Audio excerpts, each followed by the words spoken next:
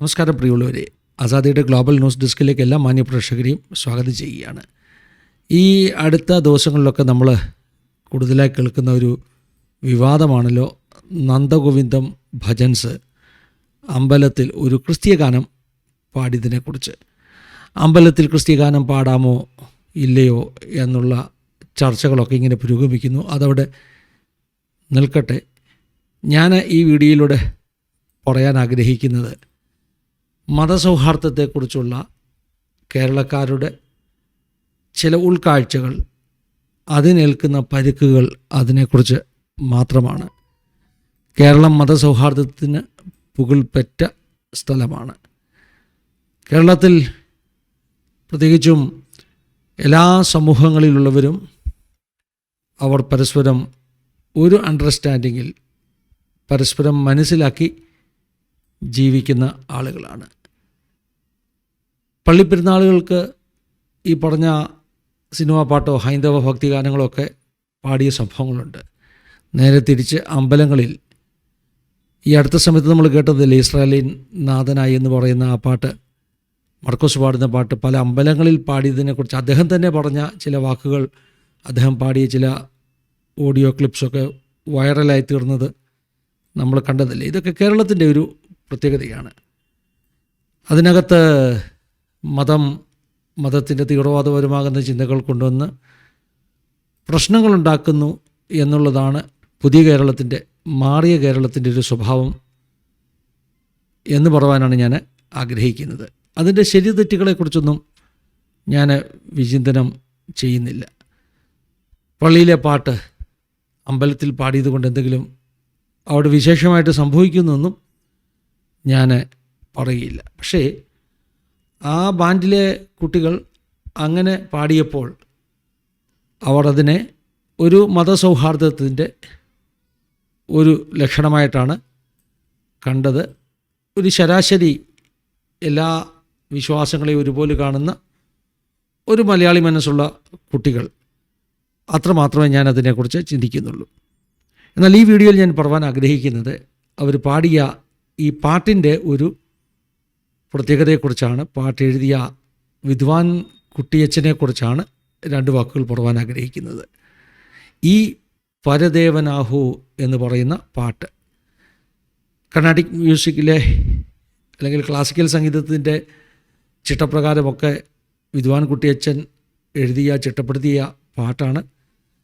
അതുകൊണ്ട് അമ്പലത്തിൻ്റെ പശ്ചാത്തലത്തിൽ ആ പാട്ട് പാടുമ്പോൾ ആ ഒരു ക്ലാസിക്കൽ ടച്ച് ഉള്ളത് കൊണ്ട് അത് കൂടുതൽ ആ പശ്ചാത്തലത്തിന് യോജിക്കുമെന്ന് ഈ പറഞ്ഞ ബാൻഡിന്, നന്ദഗോവിന്ദം ഭജൻ ആ ഒരു ബാൻഡിന് തോന്നിയിരിക്കാം. അതുകൊണ്ടായിരിക്കാം അവർ ആ പാട്ട് സെലക്ട് ചെയ്തത്.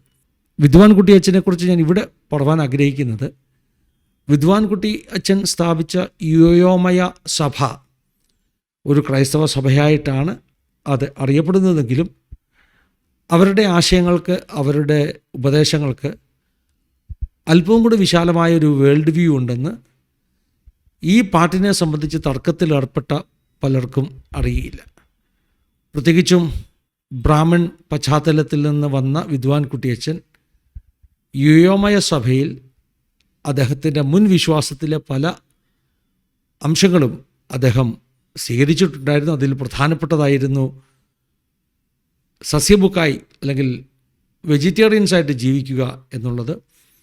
അതുപോലെ തന്നെ ബ്രാഹ്മണ പശ്ചാത്തലത്തിലുള്ള പൂണൂല് പോലെയുള്ള കാര്യങ്ങൾ യോയോമയ സഭയിലും പിന്തുടരുവാൻ ഇടയായി തീർന്നു. മാത്രമല്ല, അദ്ദേഹത്തിൻ്റെ ഒരു ലേറ്റർ സ്റ്റേജിൽ അദ്ദേഹം യോയോമയ സഭയൊക്കെ സ്ഥാപിച്ച ശേഷം യുസ്തോസ് ജോസഫ് എന്നുള്ള അദ്ദേഹത്തിൻ്റെ പേര് പോലും മാറ്റി ആ പേര് കുറച്ചുകൂടെ ഈ പറഞ്ഞതുപോലെ എല്ലാ മതങ്ങളുടെയും അംശങ്ങളെ ഒന്നിച്ച് സ്വീകരിച്ചുകൊണ്ടുള്ള ഒരു പേര്, യുയോ രാലിസൺ എന്ന പേരാണ് അദ്ദേഹം പുതുതായിട്ട് സ്ഥാനപ്പേരായിട്ട് സ്വീകരിച്ചത്. ഈ പേരിൻ്റെ പ്രത്യേകത, യുസ്തോസ് ജോസഫ് എന്ന തൻ്റെ ക്രിസ്ത്യൻ പേരിനോടൊപ്പം തന്നെ, അതായത് അദ്ദേഹം ക്രിസ്ത്യാനിയാകുന്നതിന് മുമ്പ് രാമയ്യൻ എന്ന ഒരു ബ്രാഹ്മൺ ഒരു വ്യക്തിയായിരുന്നു. അപ്പോൾ രാമയ്യൻ എന്ന അദ്ദേഹത്തിൻ്റെ പഴയ ബ്രാഹ്മൺ പേരും അതുപോലെ തന്നെ മുസ്ലിം നാമമായ അലി എന്ന പേരും വെസ്റ്റേൺ നാമമായ വിൽസൺ എന്ന പേരും ചേർത്തിട്ട് തൻ്റെ പഴയ യുസ്തോസ് ജോസഫ് എന്ന പേരിനോടൊപ്പം രാമൻ, അലി, വിൽസൺ ഈ 3 പേരും കൂടി ചേർത്തിട്ട് ഒരു പുതിയ പേരുണ്ടാക്കി, യുയോ രാലിസൺ. അപ്പോൾ നമ്മൾ മനസ്സിലാക്കണം, ഈ വിദ്വാൻ കുട്ടിയച്ചൻ സ്ഥാപിച്ച യുയോമയ സഭ അത് ക്രൈസ്തവം ആണോ എന്ന് ചോദിച്ചാൽ വിദ്വാൻ കുട്ടിയച്ചൻ്റെ അല്ലെങ്കിൽ യുസ്തോസ് ജോസഫിൻ്റെ ക്രൈസ്തവ പശ്ചാത്തലത്തിൽ നിന്നാണ് കന്നേറ്റി ഉണർവ് സഭയൊക്കെ ഉണ്ടായതെങ്കിലും പിന്നത്തേതിൽ അതിൻ്റെ ഡോക്ട്രിൻസ് ഞാൻ ഈ മുമ്പേ പറഞ്ഞതുപോലെ വിശാലമാകുന്ന ഒരു വേൾഡ് വ്യൂ ഉൾക്കൊള്ളുന്ന, ഈ പറഞ്ഞതുപോലെ അലിയും വിൽസണും രാമയ്യനും എല്ലാം കൂടെ ഒന്നിച്ചു നിൽക്കുന്ന ഒരു ചിന്താഗതിയുടെ ഭാഗമായിരുന്നു. ആ പശ്ചാത്തലത്തിൽ നിന്ന് വേണം സത്യത്തിൽ ഈ നന്ദഗോവിന്ദം ഭജൻ പാടിയ ആ പാട്ട് ക്രിസ്തീയ ഗാനമാണെന്ന് പറയുന്നതിനോടൊപ്പം തന്നെ ആ ഗാനം എഴുതിയ എഴുത്തുകാരൻ്റെ ജീവിത വീക്ഷണം, ആ ഗാനം എഴുതിയ എഴുത്തുകാരൻ്റെ വിശ്വാസ സംഹിതയാകുന്ന യുയോമയ സഭയുടെ വിശ്വാസ പശ്ചാത്തലം, ഇതൊക്കെ വിവാദമുണ്ടാക്കുന്നവർ മനസ്സിലാക്കേണ്ടത്. അതുപോലെ തന്നെ ഈ വിവാദം ഇങ്ങനെ കത്തിപ്പിടിക്കുമ്പോൾ തന്നെ കഴിഞ്ഞ വീക്കിൽ നടന്ന മറ്റൊരു സംഭവം എൻ്റെ ശ്രദ്ധയിലേക്ക് വന്നു. അതായത് കോട്ടയത്ത് നിന്നുള്ള ഒരു പാർവതി എന്ന് പറയുന്ന പെൺകുട്ടിയുടെ വിവാഹം ഇന്ത്യയിലെ മാധ്യമങ്ങളൊക്കെ ആ ഒരു ന്യൂസ് റിപ്പോർട്ട് ചെയ്തു. ന്യൂസ് റിപ്പോർട്ട് ചെയ്യാൻ കാരണം പാർവതിയുടെ വിവാഹം പേര് പോലെ തന്നെ ഒരു ഹിന്ദു ആചാരപ്രകാരമുള്ള വിവാഹമായിരുന്നു.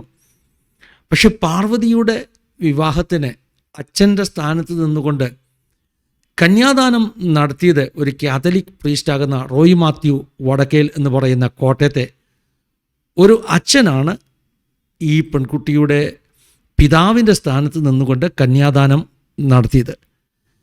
ഈ വാർത്ത നോർത്ത് ഇന്ത്യൻ മാധ്യമങ്ങൾക്കൊക്കെ വലിയ കൗതുകമുള്ള വാർത്തയായിരുന്നു. കാരണം കേരളത്തിലെ മതസൗഹാർദ്ദം, വേണമെങ്കിൽ കേരള സ്റ്റോറി എന്ന് വിളിക്കുവാൻ കഴിയുന്ന ഒരു വാർത്തയായിട്ട് അവരൊക്കെ ഇതിനെ ആഘോഷിച്ചു.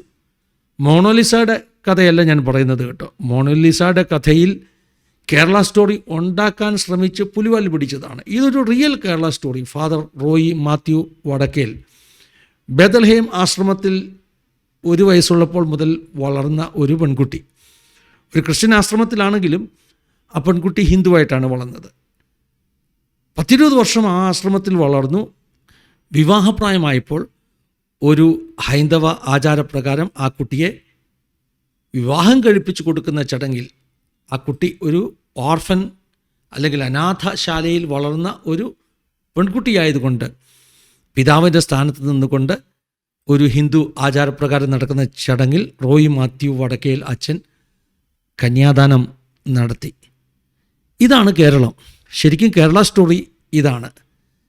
നന്ദഗോവിന്ദം നന്ദകുന്തിരിക്കമാക്കാനൊക്കെ ശ്രമിക്കുന്നവർ ഈ പറഞ്ഞ റോയി മാത്യു വടക്കേൽ അച്ഛനും ബേഥൽഹേം ആശ്രമവുമൊക്കെ 20 വർഷം 1 വയസ്സുള്ളൊരു കുട്ടിയെ വളർത്തിയെടുത്ത് അവളുടെ വിശ്വാസത്തെ ഒന്നും ഹനിക്കാതെ അവളുടെ പിതാവിൻ്റെ സ്ഥാനത്ത് നിന്ന് ഒരു കന്യാദാനം നടത്തിയ ആ കേരള സ്റ്റോറിയൊക്കെ ഒന്ന് ഓർക്കണം.